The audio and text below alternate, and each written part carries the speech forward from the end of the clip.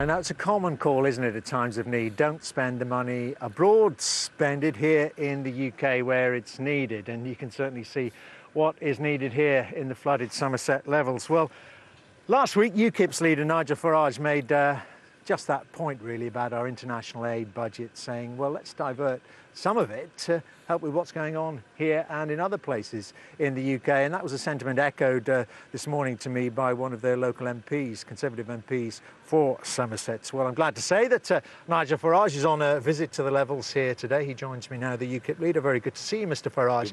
Let's start with that point then. Yeah. You're basically saying let's not spend, and it's a huge amount, isn't it? 0.7% of GDP. Let's not spend that money abroad. Spend it at home where it's needed most. Well, I think what's amazing is all the government have done in response to all of this is promise an extra 100 million sterling, but that money is to be spent on upgrading rivers and those sort of things. Not a penny has been offered to any of the farmers or any of the people who are suffering grievously. Now, we can't change the weather, but what the government could do for a tiny sum of money is they could say to people, you will suffer no financial loss as a result of this. And what a relief that would be and a weight off people's minds. But you'd like to see that come from the international aid budget. That's where the pot is. Well, it seems to me that the aid budget is about us giving charity overseas.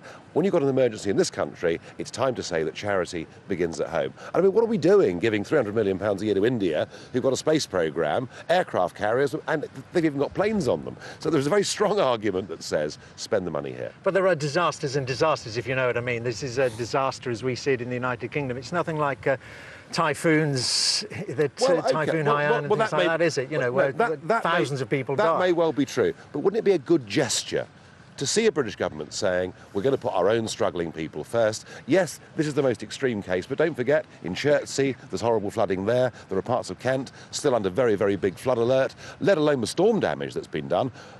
We've got a railway to rebuild to Devon and Cornwall. We've got sea walls that need maintaining. This is going to need more than the really paltry sum of money the government's offered so far. Is this a fleshed out policy then? I mean, is this all the international aid budget gone? You'd stop it all together, or just a proportion of it? And if so, which proportion? The international aid budget is £11 billion a year. So how much of that would you want to see spent? All the government have offered so far is less than 1% of that, in the form of 100 million. Do you know, if suddenly that was 5% or 6%, you'd be talking real money. But is this, the back of a beer mat calculation again? Is this another UK policy that's not thought out? Well, or is it, here was a very good... But how much of the international aid budget would UKIP like to see diverted to the UK? Of the 11 billion we spend in foreign aid, only 2 billion gets spent on genuine humanitarian projects. And overall, I would like to see the foreign aid budget cut back radically. But short term, all we would need is a couple of weeks' money from the foreign aid budget to solve a lot of the financial problems that are going to be caused by this. But there's an argument, isn't there, as well, that even if that money were diverted, and how much of it's still unclear from your point of view, if that money were diverted to the UK where it is spent,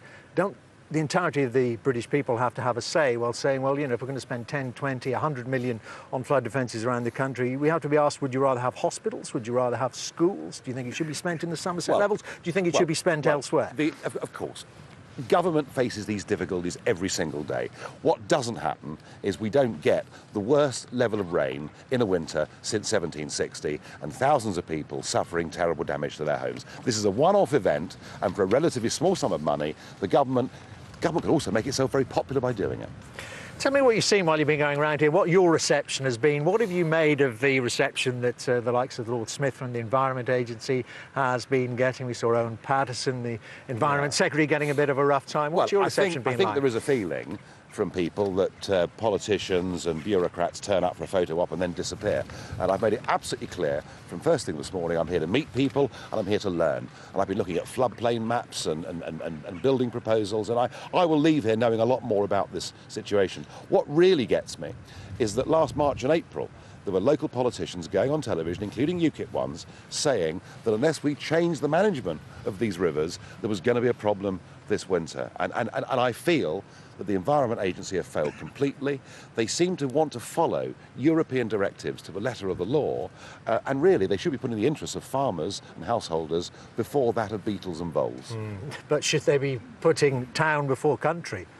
Well, that, of course, again, we don't know exactly strategically what's happened here, but there does appear to be very large amounts of money spent, for example, on Exeter, you know, which is just down the road, where their defences have been shored up, and here they've stopped dredging. So these again are very difficult decisions, and we're going to have a public inquiry after all this to find out how we're managing the rivers in this country, because clearly we're not getting it right. Well, we had an inquiry, didn't we, after 2007? We had a report, the bad floods then. Nothing seems to have changed. This is different.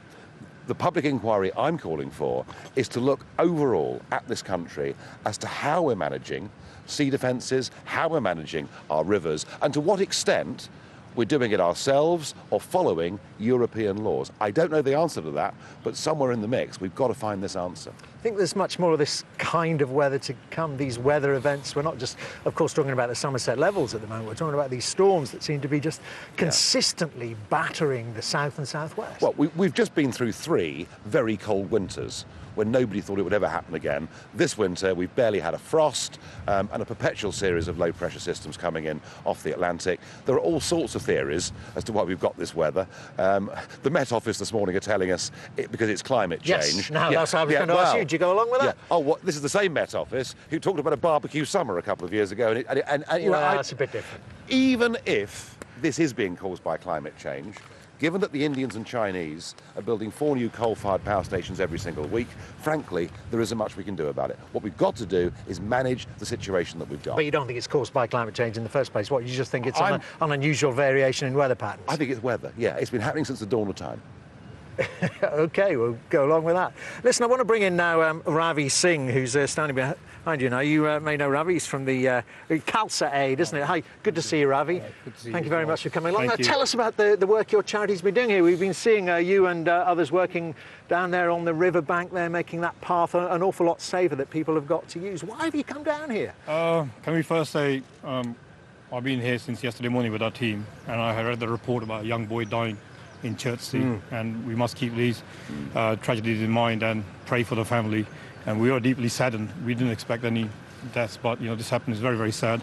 And what's happened with Khalsa Aid, on Friday morning, I've called almost everyone with my wife. We called every organisation, from councils to everything. We want to help. Negative response. And there was no coordination. There was no centre point for us, somebody like us to say, OK, ring this person. As soon as we landed yesterday, thanks to the landlord of this pub, Jim, we got stuck in.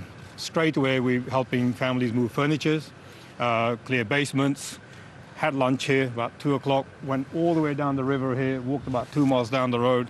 We commissioned a truck of sand, 16 tons, bagged it, then another truck. We finished bagging with the local community, not just ourselves. We're not bigging ourselves up, just with our team, with the community. We bagged about over 1,000 sandbags, about 30 to 40 tons of sand. We're all aching. And then the boys from our team called Middle and the Langar Seva guys, they're working there, the group of Sikhs, big strapping lads. We want to do something. I said, get down here. They need to put wood chipping all the way along. And 6 of them arrived this morning, and they've been digging deep. They've been, you can see it, more and more is coming. They're loading other wheelbarrows and getting stuck in. I think it's just quite a shock when you turn up yourself. It is, yeah. And when you see on TV, it's different. And I think Sky coverage has been fantastic, and that's what's really got us here now as well. Just want to ask you, Mr. Farage, what do you make of this? The way Khalsa Aid has been absolutely weighing in here. Fantastic. And it's funny, isn't it? When there are disasters overseas, and I accept that the Philippines is worse than what's happening here, but when there are disasters overseas, the British are very quick to send money and to send people, and it feels to the people living here that we have a serious problem here, and no one does anything, and no one cares. And I think what you guys have done is a fantastic gesture. Yeah, I just wanted to ask you, Ravi, what do you make of Mr. Farage's point about some of the money that Britain spends? You know, we are a mighty, powerful G8 economy. Isn't it right that we spend quite a lot of our money overseas to help others who are less fortunate? You've been in those situations, haven't you? Yeah, we've been in the front end of it, and I think there is a case for regimes that have nuclear programs for their foreign aid, but as a humanitarian, I don't think we should cut any humanitarian aid.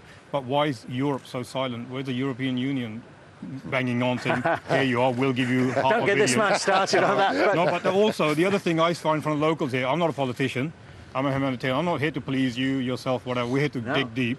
And I think people are going to score points over this. We're not here to blame any governments, any officials. We're saying to anybody, get these clothes off, get the dirty, look, we're filthy. Get stuck in for a couple of days, then give your opinion, what you feel. It's not always about money. People seem to No. always blame money. When we walk into that house to help someone clear their furniture, they've got young kids.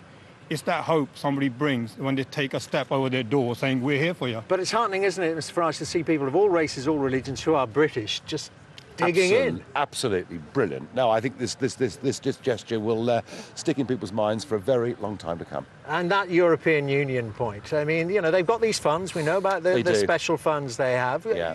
Would you be happy to see those accessed and some of the UK's own money, I suppose, being recycled I mean, to and get coming some of our own back cash back would be a good thing. It'll take months. And because we're British, we're incredibly unpopular over there at the moment. Look, let's not rely on Europe to sort this out. Let's sort this out ourselves. You're quite right. People need physical help here, but also, just for a tiny sum of money, the government can say to people they'll suffer no financial But then loss again, as well. you know, like we keep talking about money again. I'm sorry to interrupt. Yeah.